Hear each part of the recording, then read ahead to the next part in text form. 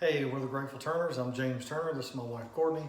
Today we're going to talk about that speck in your eye. So in Matthew 7:3, it says, why do you point out the speck in other people's eye, but you forget about the one in your own eye? So we'll go off, on somebody's views or what they're doing, and then look in the mirror. So I think we had this big talk last night because in a marriage or in any relationship, there are going to be certain strengths that one person has and certain weaknesses. James may be super strong in one area that I'm weak in, and vice versa. So instead of like beating that person up, I can't believe that you do this or you don't do this. It's like we kind of rewind the tape and we sit on and we say, you know what? Like, this is where you're weak, but guess what?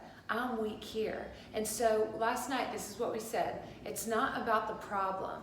It's about the solution. We can have different problems, different issues, but the same solution. So we can't just go around judging others. So we want to have a clear, friendly rebuke. Like it says in the Bible, at first approach that person directly. Don't publicize it on Facebook. Don't go to others. Don't gossip about it at church or in school or at work. Go to that person directly and just say it in love. But we've gotten so ingrained in social media that it's almost difficult to come to an individual and say something like that. It's uncomfortable. And some people will even use the excuse, well, I'm unconfrontational. No, you just say it in love. Hey, I love you. I saw this.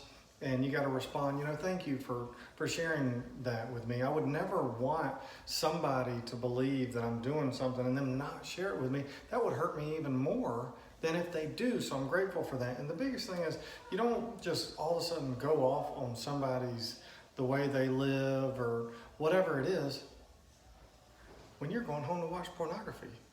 So my thing is, I can, go off on Courtney or go off on somebody else, but then, I feel like I have a tendency to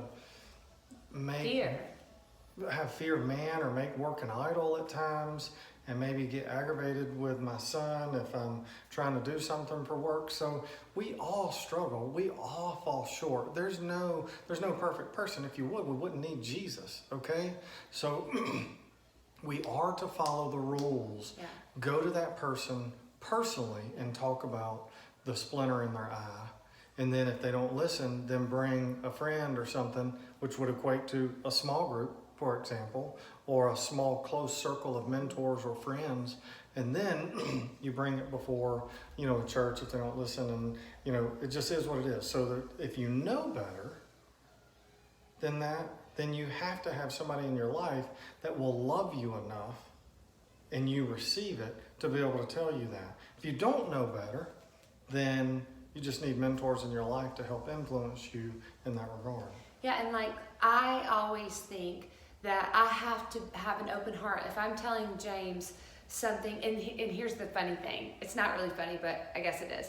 Whenever you want to approach the person and say, this is what's bothering me, what's the first thing that person says? Well, this is what's bothering me. It's like a natural tendency when someone tells us something, instead of just taking the focus on us and what they're telling us and what we need to fix, it's like a natural instinct. If they respond to you and say, well, this is what's bothering me, wow, thank you for letting me sharing that. Thank you for letting me know. And be then sincere about it.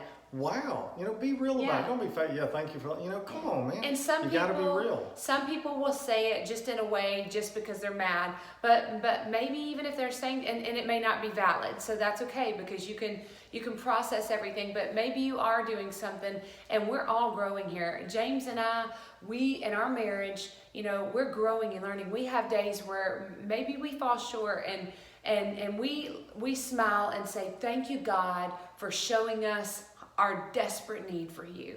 Because any day we think we got it, we have a day that we struggle and we're just like, okay, we need Jesus. And I used to think, well, maybe I'll do a little bit of it, but God, you have to do a majority of it. No, God, I need you to do all of it. It's kind of like that song, Jesus, Take the Wheel. We really need you to take the wheel because we can't do it alone. We're reckless. And we need Jesus. Yes, we do. In His name, amen.